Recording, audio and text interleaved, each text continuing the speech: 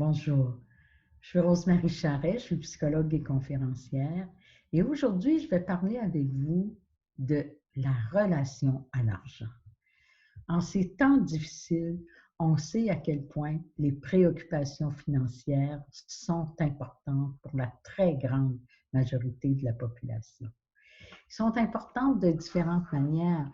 Bien sûr, on a peur de ce qui va arriver, on a peur du manque, on a peur aussi de ne pas pouvoir subvenir aux besoins, on a peur aussi que socialement, on ait des difficultés. Et parfois, la peur est mauvaise conseillère.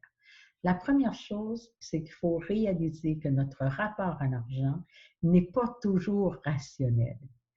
Qu'est-ce qu'il était notre rapport à l'argent avant ces événements-là? Est-ce qu'on avait tendance à s'inquiéter? Si c'est le cas, bon, on va avoir tendance à s'inquiéter encore plus. Qu'est-ce qui nous calmait avant? Peut-être que c'était de s'asseoir et de faire un budget, ce qui est une bonne idée. Donc, peut-être qu'on va devoir faire face à la réalité actuelle autant que possible de façon rationnelle, s'asseoir, regarder qu'est-ce qui sera possible, qu'est-ce qui ne sera pas, quels sont nos besoins réels, quelles sont toutes les ressources qui sont mises à notre disposition.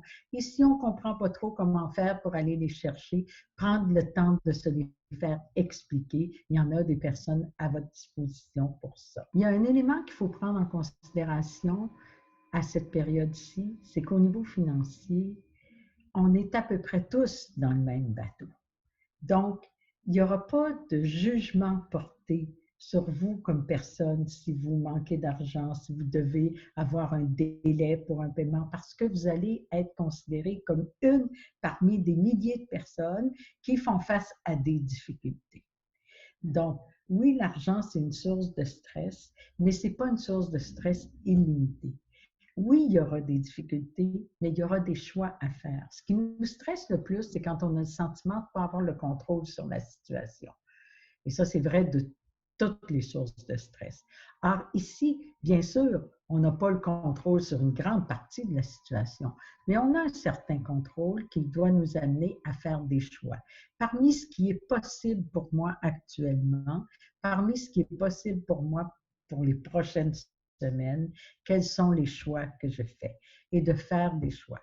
De communiquer aussi ces choix-là, communiquer avec les personnes pour dire, voilà ma réalité actuelle, voilà ce que je pourrais faire et ce que je ne pourrais pas faire.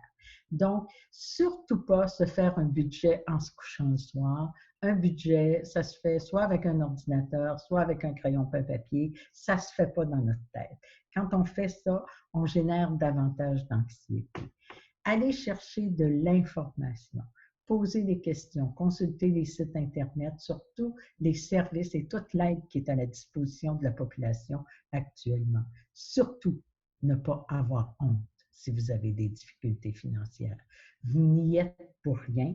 Il y a des phénomènes extraordinaires qui sont arrivés et qui ont été des embûches pour vos projets, pour votre planification. Donc, ce n'est pas votre faute. Vous devez en aucun cas hésiter à demander de l'aide, à poser des questions.